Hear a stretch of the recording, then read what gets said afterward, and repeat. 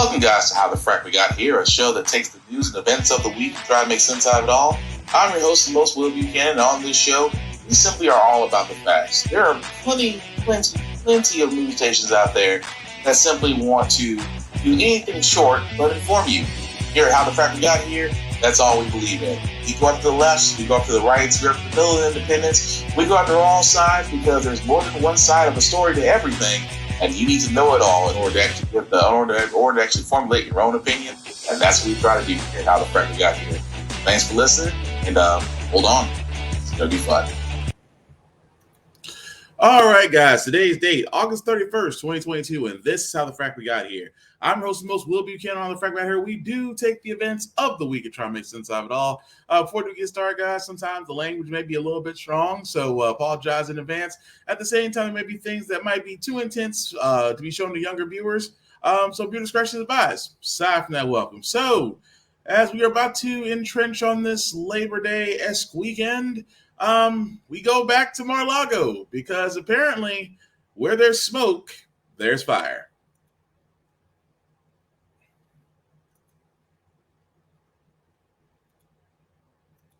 Team Trump want this information out there? Why would they even ask for a special master knowing what the evidence is?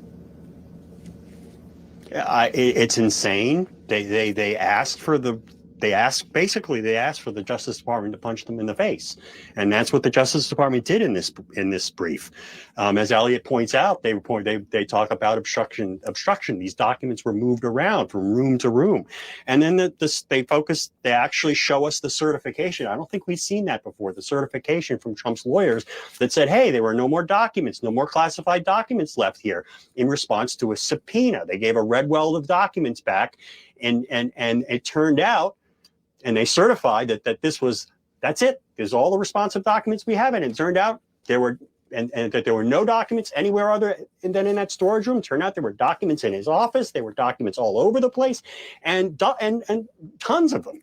Mm-hmm. I mean, they have, this factual recitation has him dead to rights. There's just no question about it. And it explains a lot today about what we were seeing Donald Trump truthing out on his social media platform that's failing. He was basically just freaking out all day. And the reason is this evidence.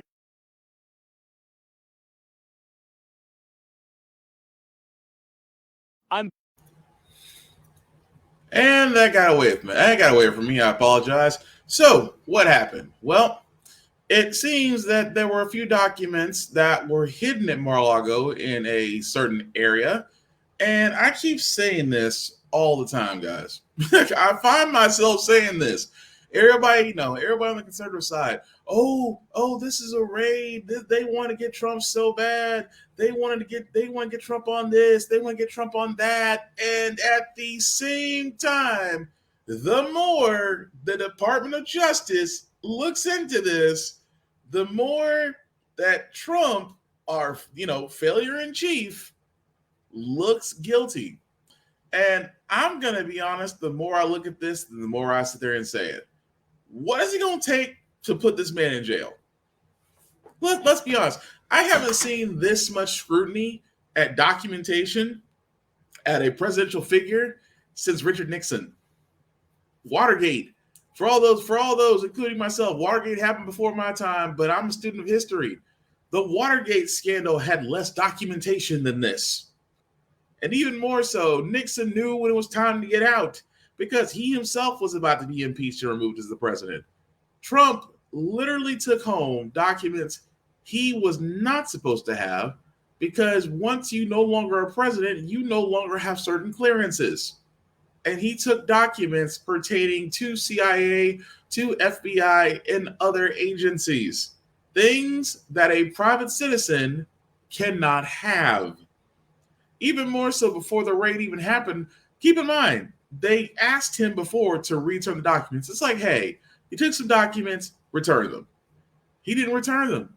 He said that he declassified them, which is why I kept saying this whole entire time, you think somebody on Trump's legal team would hand Trump a constitution, or at least a copy of it for him to look for his own records. You as a president, For all those that are wondering, a president cannot declassify information by just sitting there saying, I declassify it. No, it goes through a process. It gets redacted. That's why, just like the Mueller report that was put out by then William Barr, that was a heavily redacted report. Heavily, before it was released. The point I'm making out of all this is, again, what is it going to take for Trump to finally see the inside of a jail cell? I mean, he's already facing multiple lawsuits. He's already facing the real estate issue in New York. He's facing the documents he wasn't supposed to have at Mar-a-Lago. He's facing multiple lawsuits and implications. Even his COO at the time just went down for money laundering, which goes to show you that out of Sleepy Carl and Mike Pence, I think those are the only two people in his administration that weren't fired or indicted or put in jail yet. The point I'm making, guys, is just that it's going to come to a certain standard. It's going to come to a hilt. I think there's going to be a single straw that breaks the camel's back, because Trump by now, if he was anyone else, would be under the jail. But for some odd reason, he is still allowed to grift people. He is still allowed to go on True Social, which is also bankrupt, by the way, that he's also a major shareholder of. Amazing. Every one of Trump's enterprises seem to be going broke, but yet he's a successful businessman. Right. But we will follow the story as it goes along, because as the DOJ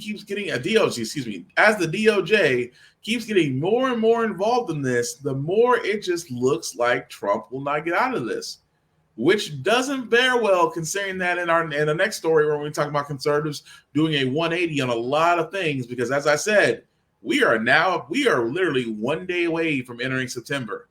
Midterms is really about to get real.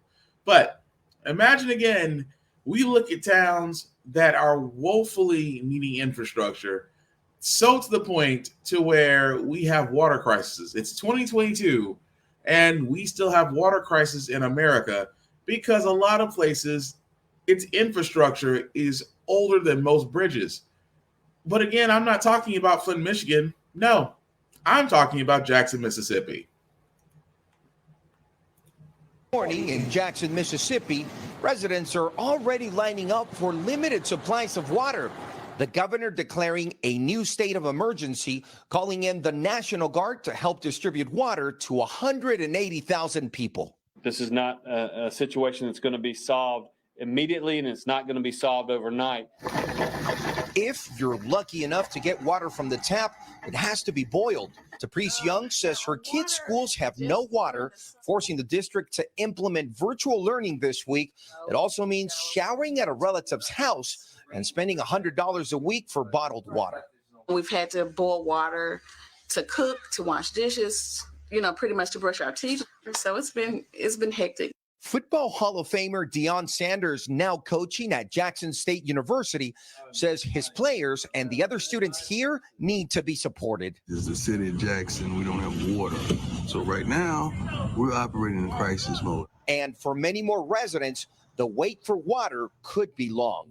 What's your message to the people that had to leave empty-handed today? We do have water in the system. We are putting it in the city's distribution system, and over the next 24 to 36 hours, we will see significant numbers of the truckloads of clean water. As officials do what they can, friends and family are relying on each other. Stephanie Grievler spent $90 on this one grocery run to make sure her elderly parents had water. It is a complete shame that this is not a new thing. Water challenges have been there for years. Now, President Biden has accepted the emergency declaration here, which means now FEMA and the Department of Homeland Security will be able to coordinate and bring in extra resources to work with the city and the state and make those necessary repairs here at the main water plant in Jackson. Chanel? Absolutely. So that's just the half of it. Remember when they sat there and said, infrastructure has been a problem for a long time. And I mean, for a long time, when interviewed, a teacher was able to point this out. Isn't just for the kids. it's also for the water. The entire city is facing a boil water notice again. We're told don't wash your hair with the water, don't brush your teeth with the water. Lakeisha Galilan worries about her 8-year-old. Is she going to walk over to a water fountain and drink from that water fountain? To be safe, signs are up at the middle school. They've been there a long time. You can't remember a time when the kids could use the water fountains in the school? I can't remember. I honestly can't remember. George Stewart has taught here for 6 years, a predominantly Black, low-income school. On top of all the other challenges, water quality and water pressure are a constant battle. At one point, we had to shut down for about 2 weeks. When? This was maybe a year or two ago. In the middle of the pandemic? Absolutely. Absolutely. Class went virtual. Kids fell further behind. We have many students who consider some of our most vulnerable students who virtual learning does not help them at all. The problem here, like so many other places, is failing infrastructure. This is one of 2 water treatment facilities in Jackson, and the one largely to blame for the most recent citywide boil water notice. And officials still can't tell people when the water will be safe to drink again. In 2020, an EPA report cited a long list of problems with the water system, including failure to replace lead pipes, faulty monitoring equipment, inadequate staffing. There's been a failure to recognize this as a unified problem, as a problem both on the state and even at times the federal level, understanding that we lived in an aging America. Shokwe Antar Lumumba is Jackson's mayor. If I could write you a check right now to fix the problem, how big would that check have to be? For the water system alone, it would have to be in excess of more than $200 million. Pastor C.J. Rhodes, father of twins, has watched many in Jackson lose faith in their leaders. I don't think our congregation is the only one that feels that way. You talk to people all across the city. Many are livid. Many want to vote people out. Not far from the surface, concerns that racial inequities could be to blame. I am concerned about my city filled with residents that look like me. I think this is an opportunity to change the narrative of what Mississippi is known for. And that can start, he says, by providing the most basic of needs, water. Stephanie Gosk, NBC. Crazy how other things are added into this. Now, of course, we can start with Flint, Michigan. We can start with Jackson, Mississippi. The one thing that has always been the difference and the big difference as far as Mississippi being a conservative state, that the fact that they were told literally over 2 years ago that their water systems need to be updated, pipes need to be removed, monitoring systems need to be updated. But here's the problem at the time. At the time, for the simple fact of the matter, is just that the EPA didn't have the same authority that they do now. For example, just to give you guys some context, the EPA's power was stripped by Trump. And I mean stripped to the point to where they couldn't do anything.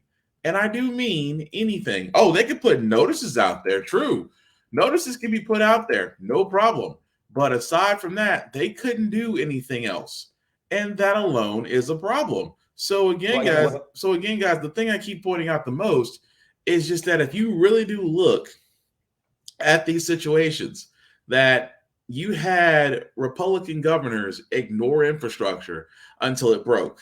In Flint, Michigan, again, they switched the water systems to Lake Michigan, but did not fix the pipes. Did not actually fix the system there, and that caused a problem. But the problem's been underlying for years. Jackson, Mississippi is the same way. The only reason it became a problem is because it went from affecting a few to affecting the entire city. To the point where it's considered where emergency actions will need to be taken, to where FEMA and Homeland Security will need to step in. Yes, I think politicians need to be held accountable, starting with the governor. The Governor Andrew Tate and everyone else was so concerned about banning abortions that they forgot to fix the water problem that's been lagging them for years. But it wasn't affecting them, it was affecting minorities. Now that it affects everyone, now it's a problem. And that's usually been the conservative tone with a lot of things. If it affects too little, it's not a problem. If it affects a lot of people, then it's a problem. That's the way they've always been, especially in Mississippi, where, again, you just heard a teacher sit there and say, I can't think the last time that we actually had clean drinking water in our schools. But we'll follow those stories as they go along. Another story I found interesting is that I know we talked about this on the podcast about a week and a half ago, where "In God We Trust" were being filtered around, especially in Texas, to be put out there, just be put in a non-conspicuous place, which is very way of saying just put it somewhere where it's not going to bother anybody. Well, aside from that "In God We Trust" signs, there were other signs that were offered but refused. I wonder why. Why is more God not good? And are you saying you don't have like 1 square feet of space in our buildings? Shravan Krishna tried to donate "In God We Trust" signs created by current and former students to the school board that were in the colors of the LGBT and transgender flags, as well as one in Arabic. 2 weeks ago, the district accepted "In God We Trust" signs from a self-proclaimed Christian conservative cell phone provider that donated $500,000 to influence school board elections in the county. The district is required to accept them under a new state law, but they declined this donation, saying they don't have to accept more than one copy. That isn't in the state law, but the board president said it's their reading of it. And all of us are stakeholders in this community. It's very frustrating that we are being excluded intentionally by our schools. And that's why it's very frustrating for us. Another focus tonight was books. Last week, Carroll ISD was reviewing whether a book written by George Dawson, the grandson of a former slave, could be taught in the district school that's named after him. There were concerns over a chapter that discusses a lynching, but Dawson's great-grandson said he's read the book to students every year and called it hurtful last week. Tonight, he spoke directly to the board. So how can we move forward to realize, to see how it is taught and taught properly, so we can actually get together and sit down and see how it can be taught correctly, and it's not sit there and sugarcoat it. Now, I love the fact that, well, number one, that, again, this is the same group of people out there. And honestly, before I even get started going down this path, this is indoctrination 101. Don't believe me? In God We Trust. Something that wasn't a part of money, wasn't a part of the Pledge of Allegiance till the late 70s, wasn't a part of money till the late 70s. But yet somehow we were found under a Christian nation, which was also untrue.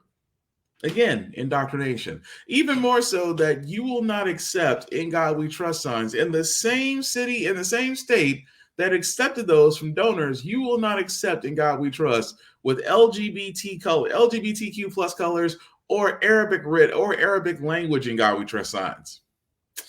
It's almost like your bigotry is showing, because again, there was nothing in their rule book that said they could accept more than one "In God We Trust" sign, but it's how they read it. Again, education at its finest, where there's nothing that prevents them from accepting it, but they have to say something other than saying, no, we're pretty much bigots, and if you're not Christian, and if you're not our, Bible-toting, gun-loving, Republican, blue-eyed, white Jesus, you're not one of us.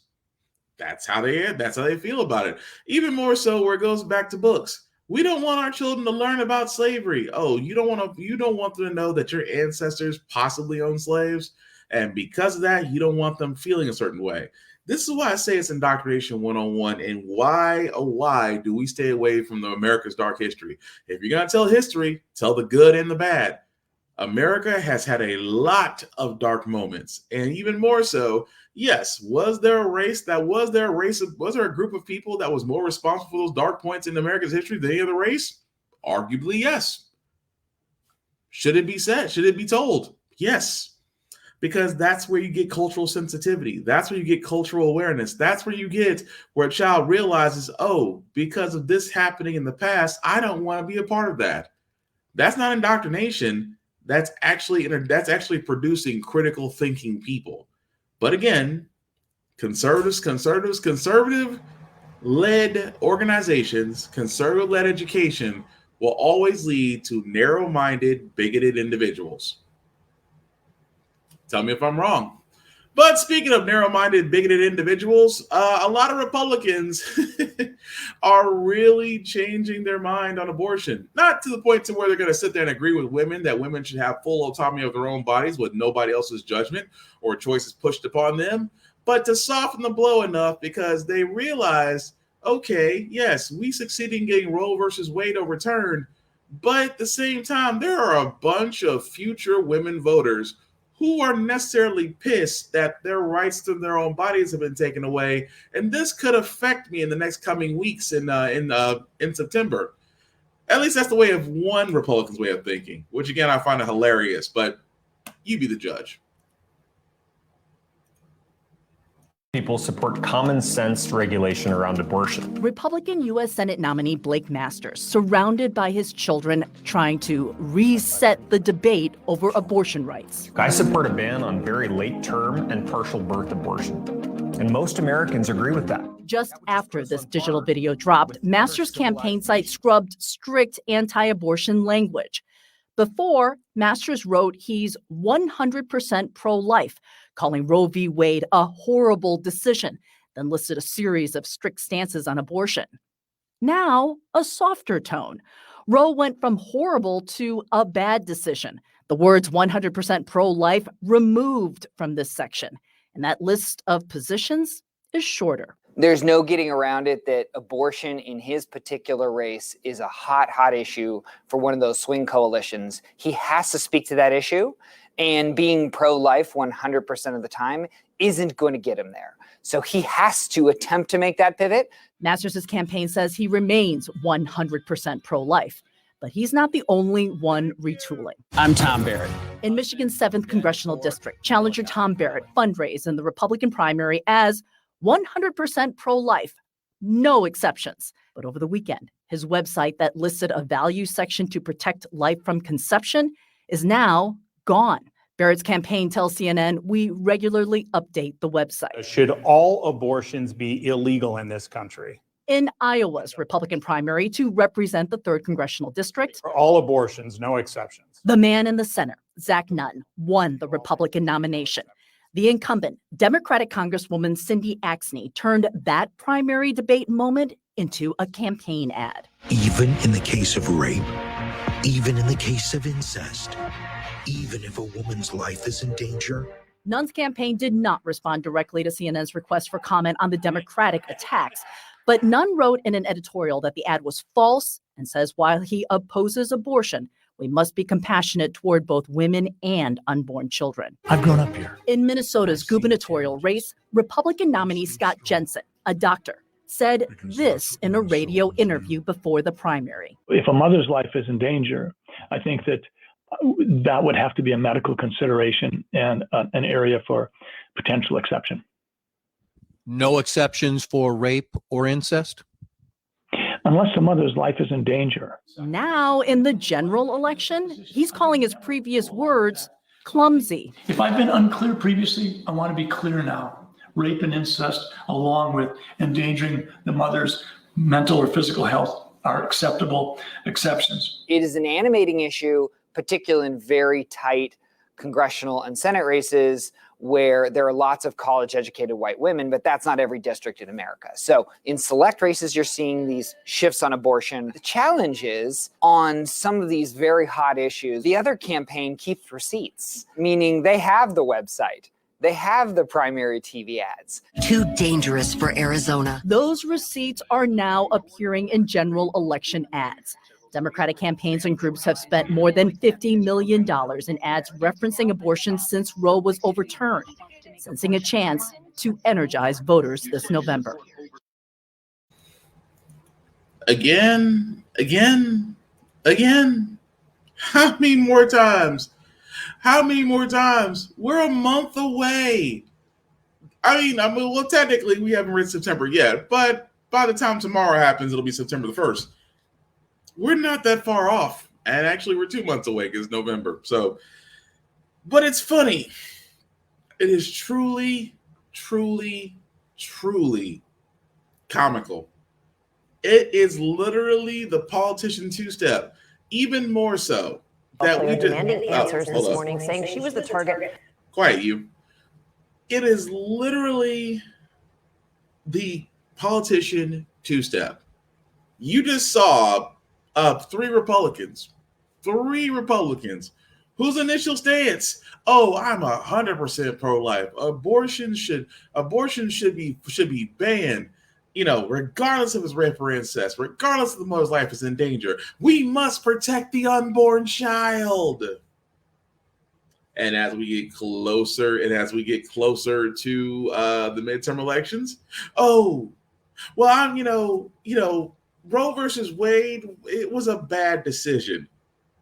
This is why I sit there and tell Republicans were loving this, because once Roe versus Wade got overturned, every Republican came out and hoped that their constituents, they had enough constituents, whether they were Trump people or not, because some people aren't Trump, some people are not Trump cult people and still are against abortion.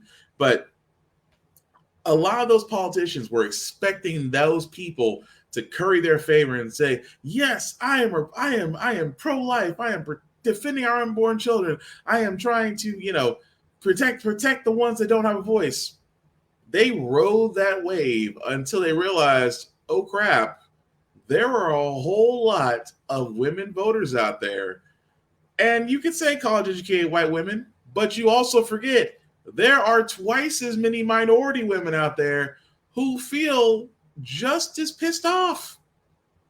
And these are the ones that the conservatives are not paying attention to, but all of a sudden, now they're paying attention to them.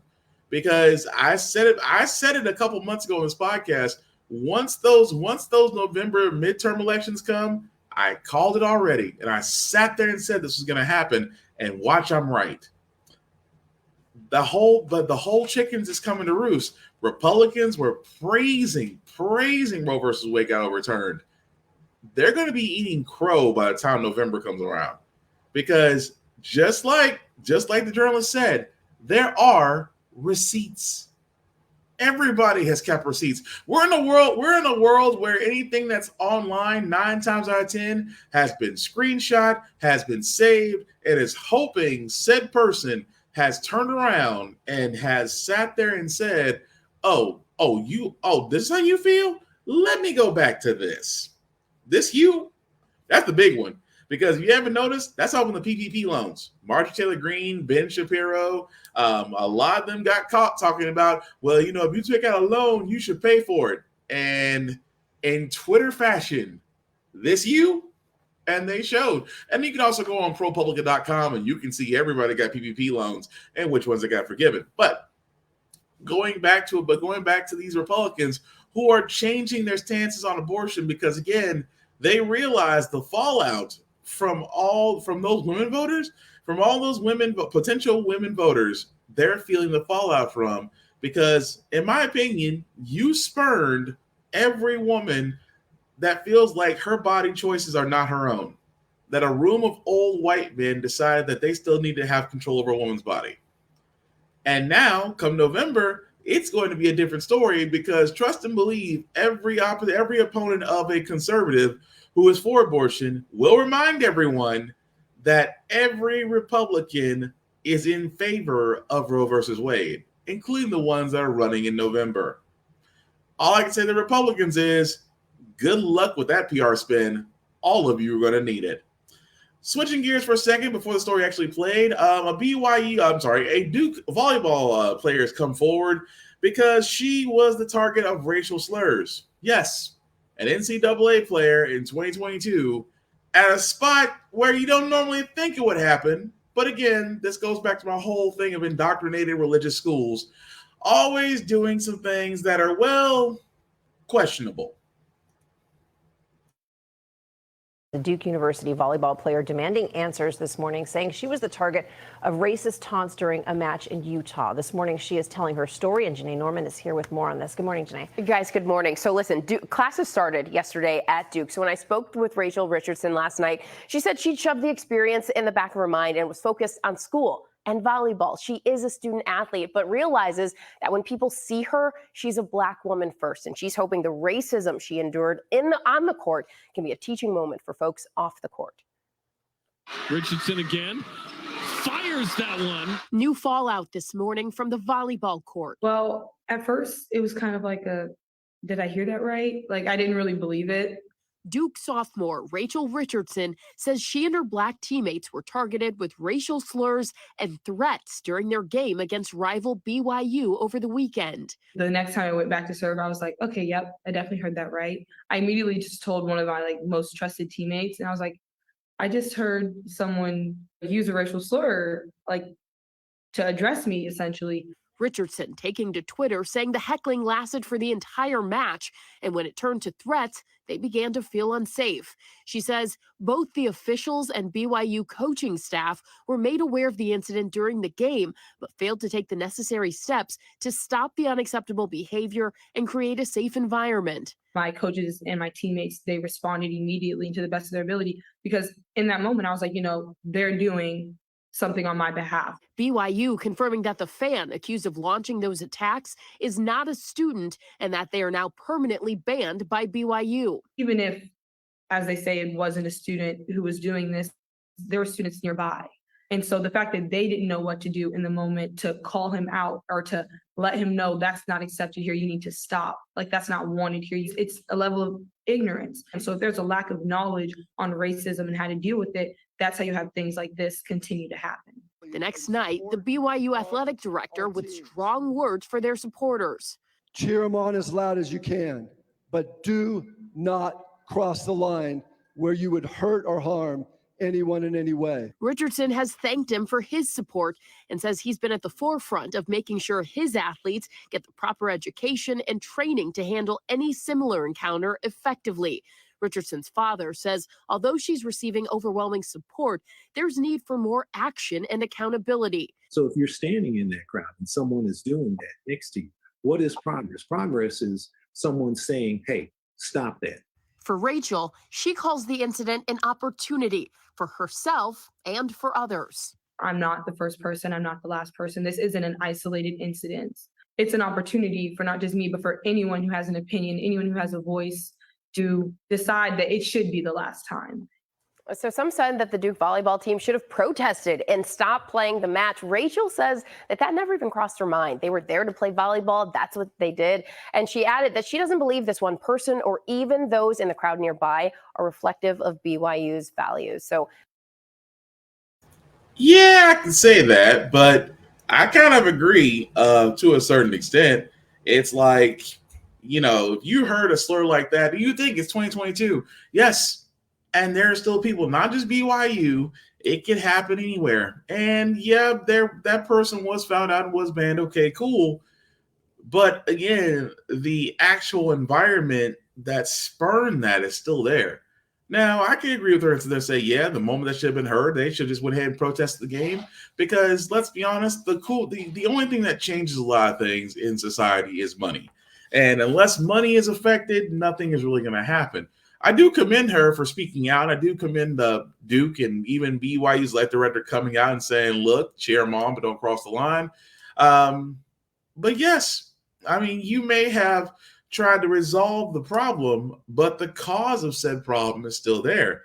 We still have a lot of people that, again, without that cultural sensitivity training, without that actual education of learning the history of America's dark parts, especially when it comes to racism, especially when it comes to slavery, especially when it comes to violent actions that have literally been born from, you guessed it, saying racial slurs to minorities. That problem is still there. And even more so, until we address it, I fear that will not be the last time another NCAA player who is Black will encounter that. But again, I understand what everybody's trying to do, but the actual cause of the problem still remains. Switching gears for a second, guys, Biden again, who is still doing his victory lap, not only from his Inflation Reduction Act plan, not only for the praise he was given for his student loan debt forgiveness, even though it's a drop in the bucket, even though it could have gone farther, it's still so far it's something. It's a start. If I knew more was going to come down the line, but I'm just going to say that this plan was something, because again, even though we are getting very close, we're still a few months off from the November mid-election primaries. That being said, he is taking his victory lap on a lot of things, and he's been moving forward when introducing a new plan. And as you can guess, A lot of people that still call him Crime Bill Joe right now are pretty much saying, I told you so.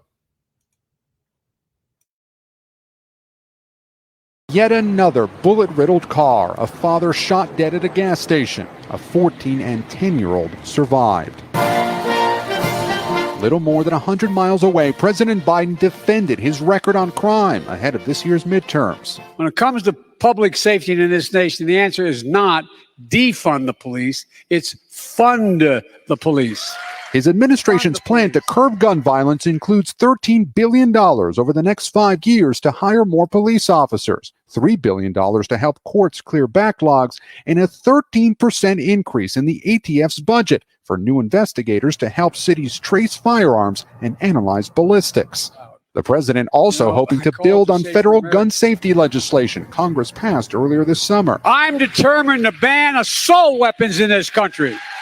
He's also calling out the GOP lawmakers who've suggested defunding the FBI following the search of former President Trump's Mar-a-Lago estate. There's no place in this country, no place, for endangering the lives of law enforcement.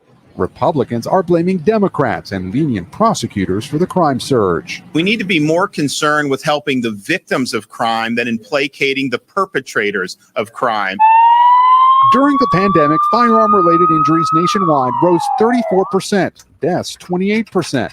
In New York City, shootings also spiked during COVID, but are still much less frequent than in the 1970s. How does crime now in New York City compare to what it was back then?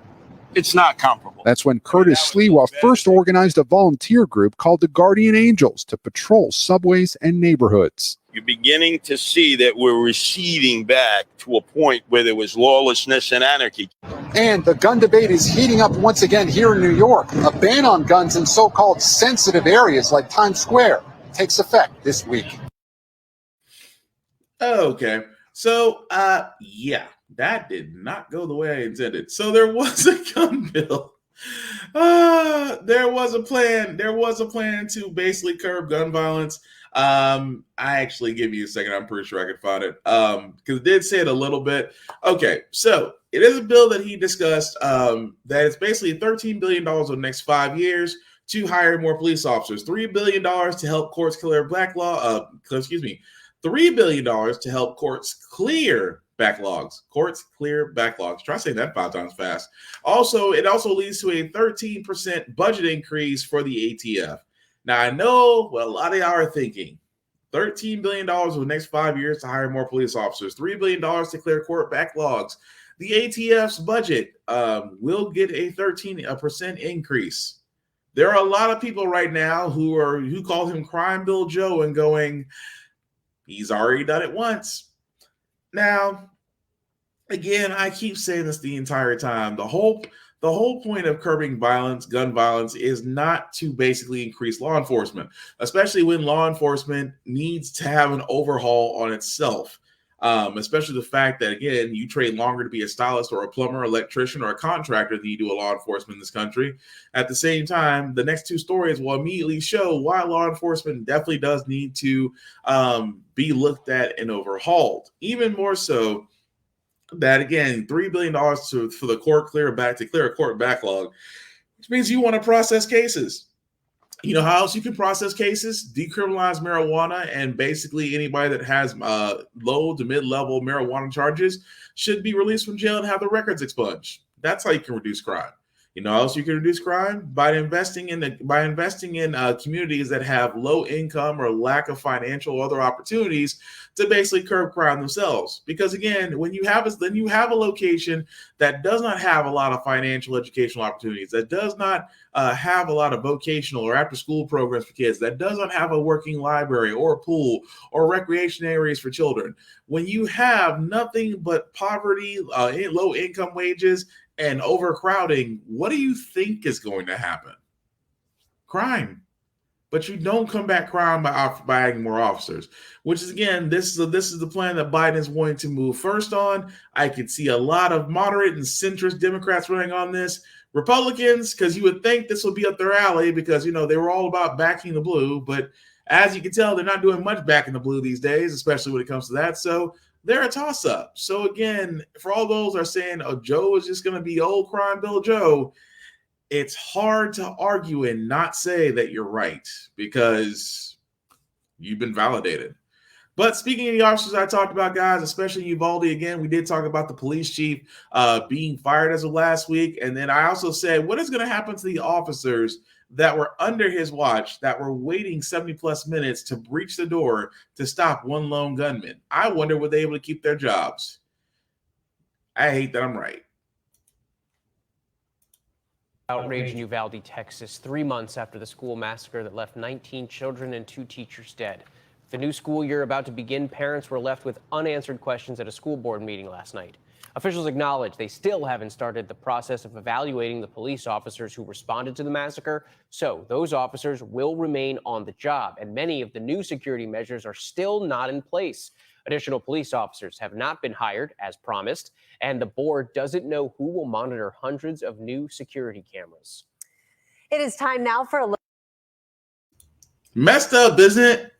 The same officers who were under that guy's watch, these same officers who was outside the doors for 70 plus minutes, the same officers who were good guys with guns, who did not breach after one gunman, will be allowed to keep their jobs, will be allowed to go into those same schools. The same, and this is a failure on the Uvalde districts.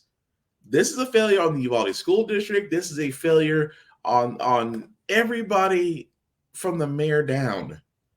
Because you fired the police chief to satisfy some parents, but you didn't get them all. You didn't get the officers who should have went in. They all sat there, hand sanitizer, checking themselves and all, but didn't go in to save kids. And now those parents now have to deal with the fact that those very same officers will still be allowed to protect and serve. All because the school district doesn't have answers, and they've had plenty of time. In my opinion, if I was the parents, everybody on that school district board needs to be removed. If you cannot get us competent officers, if you cannot have a competent plan in place, you really shouldn't be there. And I can understand parents' anger, especially hearing that news, that officers who did nothing were allowed to keep their jobs. Meanwhile, this other story I got, this officer only did one thing and he was fired on the spot. Let me know if you can notice the difference. Trying to repair broken relationships.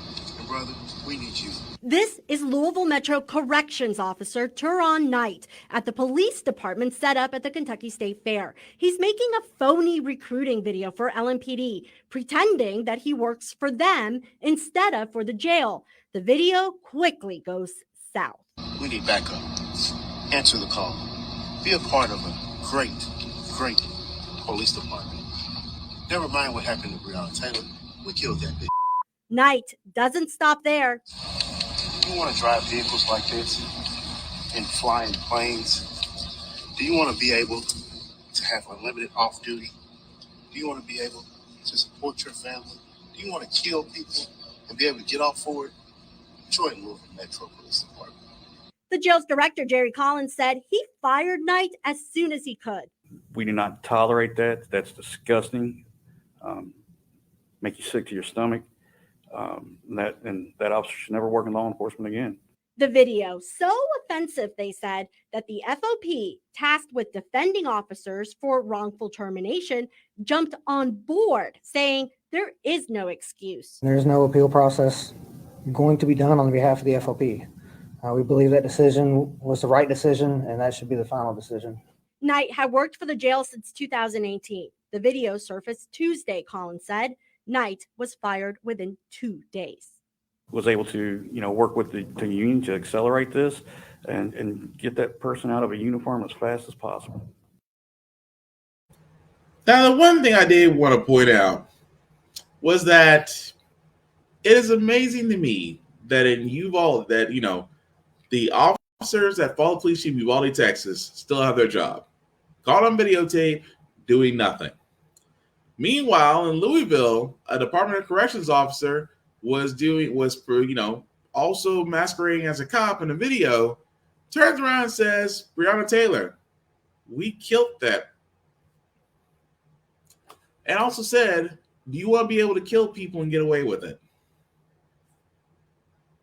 Now, I commend the Louisville Police Correctional Facility, Louisville Department of Corrections. Keep in mind, I did not say Louisville PD. I said the Louisville Department of Corrections sat there and said, "Oh, we ain't playing this game. We ain't playing this game." Immediately fired him. Now, I understand this. The reason why I said there's a difference is because they realized that no, that doesn't represent us. Saw the evidence for what it was, saw the video, he was gone inside 2 days. Uvalde police officers who were in that school are still allowed to protect and serve, and they also have video of them also for what they did.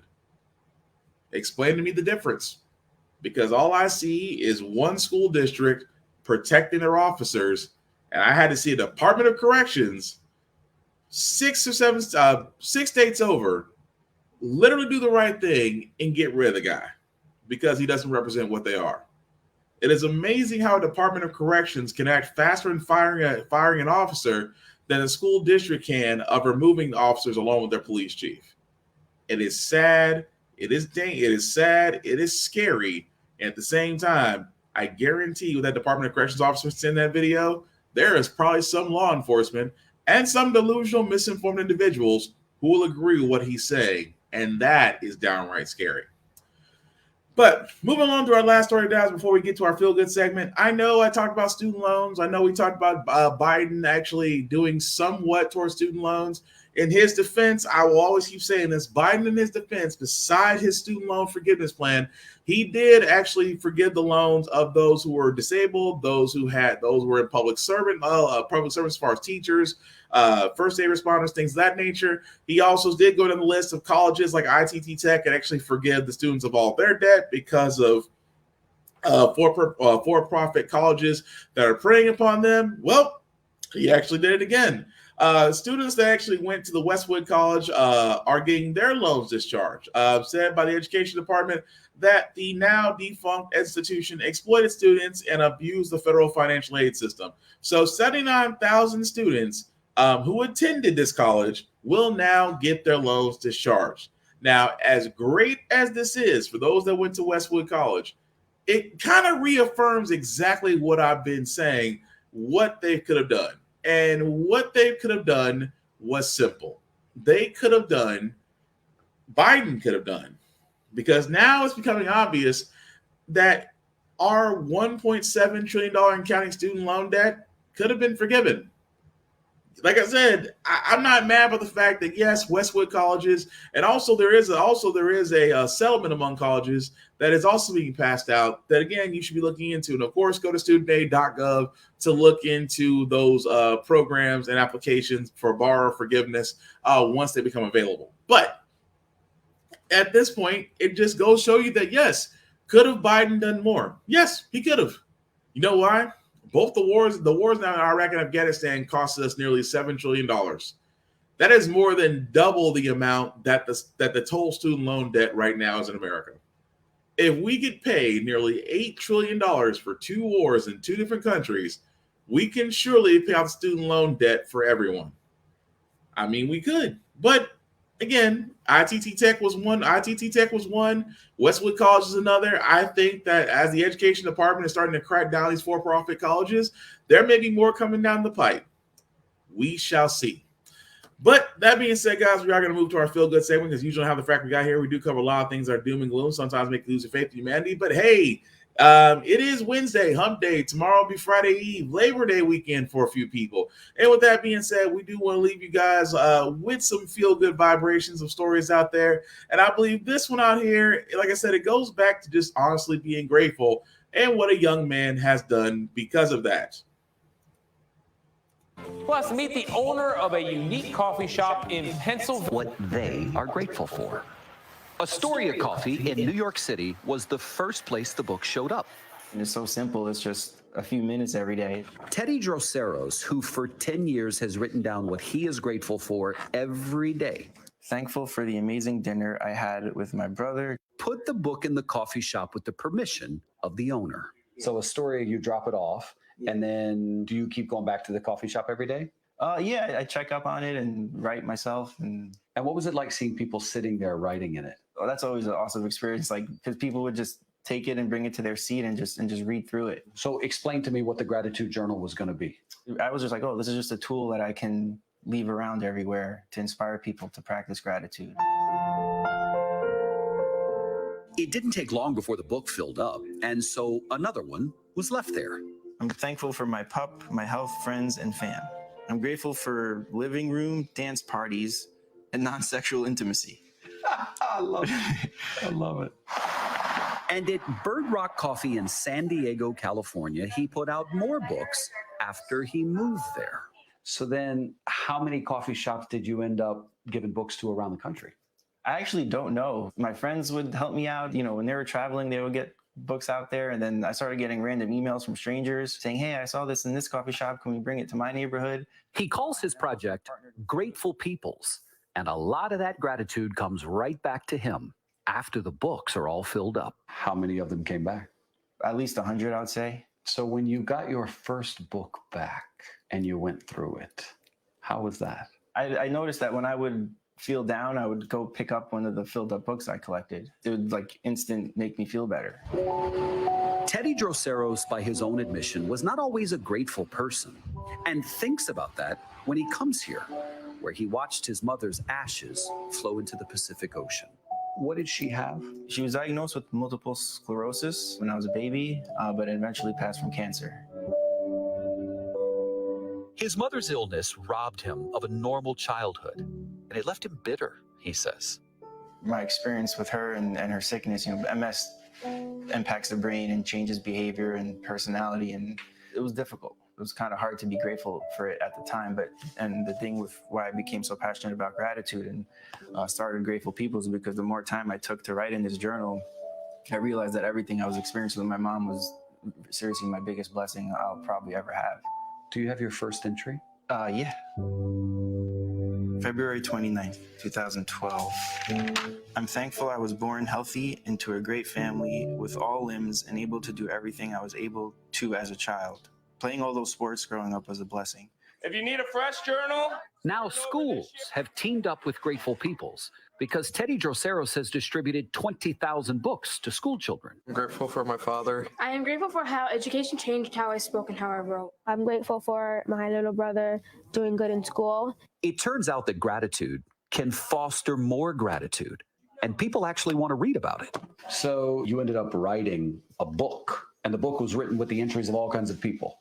Yeah, it was just Right. like a collection of gratitude thoughts. And what'd you call the book? Today I'm grateful for. And how many entries? About 1,000. Did you read every one of those in the book? So I collected 75,000 entries and I read through every single one, which was a blessing because it was just like 75,000 bits of perspective. Somewhere in those 75,000 entries was one that said Deanna, and today remains part of the legacy of Deanna Mondello, a dancer who died too young at 28 years old in a car crash. When someone passes, you want to collect everything and every memory and everything that they touched and wrote. Jen Freeman, a fellow dancer, was among the people who knew that a gratitude book at that Astoria coffee shop held a link to her friend Deanna. So I went to the coffee shop and I asked who was responsible for these journals, and they put me in touch with Teddy. Did Deanna seem to you to be a person of gratitude? Yes, and that is what is really beautiful and sort of serendipitous about this whole connection coming together. Hearing about Deanna was sort of a catalyst for him to actually embark on this journey of creating this book. It makes so much sense to me because that was the way she lived her life. Like, she always was expressing her gratitude. And Teddy's own mother, just before she died, wrote on July 11th, 2019. She wrote, "I'm grateful to be alive." Just knowing where my mom was when she wrote that, the fact that she was able to just think and feel that way is special to me. And that's why I love this journal and I'll have it with me forever. I got a piece of my mom here. It's been 5 years since Teddy Droseros first left that gratitude book at that New York City coffee shop. He's still writing in them, a new one these days, and more often than not, about his mother. The more you lose, the more I gain. As your illness took away the simple things, it made me realize how lucky I am to have them. I'm not sure I'd understand how lucky I am to tie my own shoes if I didn't have to tie yours when you couldn't do it anymore. But gratitude taught me it only makes sense to love something I can't change. It's the inspiration behind everything I do.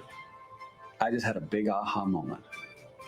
Gratitude taught me to love something I cannot change. Yeah, that's what gratitude does. It allows you to shift your perspective of what already is. Like I can't change that my mom was sick, but I can look at it as a blessing, or I can look at it as something dark.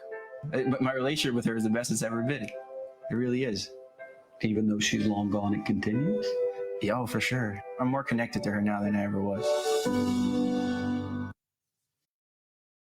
I mean, damn, that's deep. You don't get no deeper than that as far as gratitude goes. And the fact that he took something that has affected other people, especially being positive, and changed the way, your outlook on life and how you're looking at things. Even myself, I try to practice being grateful for a lot of things.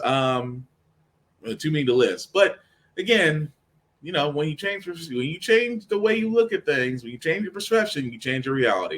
At least that's my way about it. But anyway, that being said, guys, that's going to do it for this podcast. I do thank everybody that liked, that watched, that shared, that let people know this was live. I certainly appreciate it. Still want to know your opinions on everything that we talked about today.